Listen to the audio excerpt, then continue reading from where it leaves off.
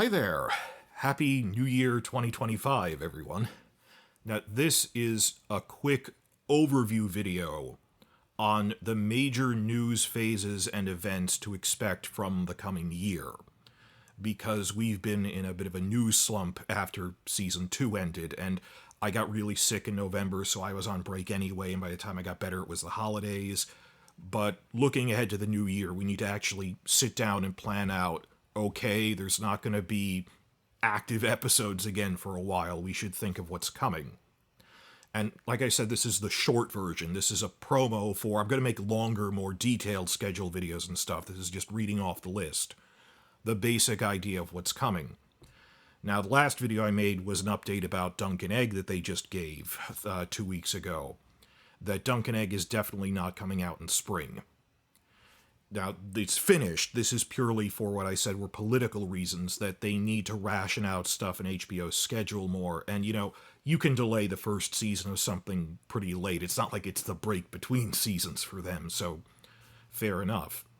But in the same exclusive with Variety, where the head of HBO is saying it's coming in summer, Variety said, next line, all of our sources indicate that it is coming in late 2025. Particularly the way they phrased it was fourth quarter 2025, which that could be as late as October. Keeping in mind this is a 6-episode series, is relatively short. So what are we going to get up to in the meantime between right now and Dunk and Egg, where we've woken up from the post-season 2 hangover, and we have to plan things out? Well, filming on House of the Dragon Season 3 will start in March. They have consistently said that. Ryan Condal made some recent comments about that again on his Props podcast, that he's optimistic about it, that they're not shifting to a new country like last time when they had to set up in Wales, that for once they're not making a season during a major disaster, that Season 1 was made during the pandemic, Season 2 during the writers' strike, so they couldn't do rewrites. Just very quickly on his most recent podcast, Condal said, everyone is in place and on the ground, and I'm familiar with all of the department heads I need to coordinate with, and I'm pretty optimistic production-wise. Still no news on whether they get more than 8 episodes again. That's a whole separate question, which I'm not going to address in this. But news-wise, filming will begin in March, and they said it'll continue late into next year. So whether it ends in October or even as late as December, doesn't matter. The end of House of the Dragon Season 3 filming will overlap with the premiere of Dunk and Egg.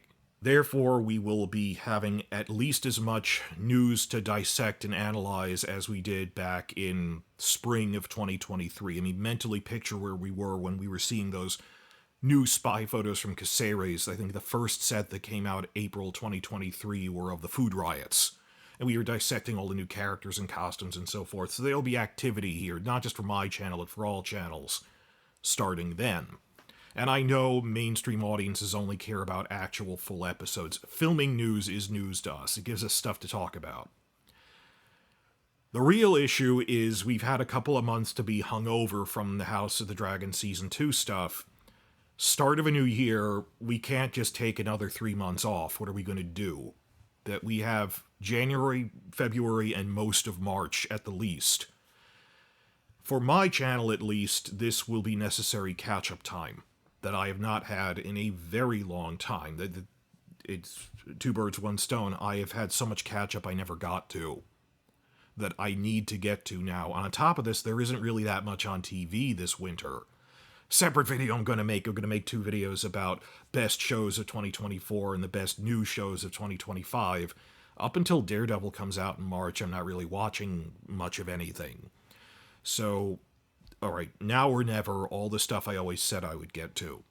Because a big point is, by this coming April, I'll have been running YouTube stuff for 8 years. And I'm still an amateur, I'm bad at it. But, well, the other thing was when I was sick in November, I couldn't speak for 2 weeks.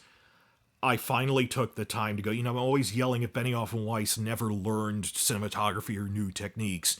I sat down and said, damn it, I'm going to have to actually watch a bunch of tutorials on how to do more advanced animations using DaVinci Resolve. which I'll be hopefully showing off. Please tell me, revamping my channel, new animations. Like, I know how to move objects around a map and around the screen now. I was using this as glorified PowerPoint. And on top of that, I have finally upgraded my microphone. That I have been using the same microphone for 6 years, and it wasn't even a good microphone. It was just, an off-the-shelf webcam that I used the microphone part of. I didn't have a podcaster one because I didn't know if people were really watching my stuff. Again, because I think I'm an amateur. What, people actually watch this? That I finally sat down and planned out, need to do better animation, and I actually got a podcaster's microphone. Tempest 512. I mean, it's not, I don't have the podcaster arm or anything, but it's a desk-mounted thing, but it's a real podcaster microphone, if a basic one. Please, I need feedback in the comments. I've been trying to look up better audio filters to use with the microphone. I'm trying to find a good balance. Please give me feedback on how the audio sounds in every video. This one and all the subsequent ones get big change on the scale of 6 years. How does the new audio setup sound? I need help with that, because refinement and adjustment. Better to do this now in the off-season, fine-tuning it, than during Dunk and Egg Season 1 itself. So what catch-up is there going to be?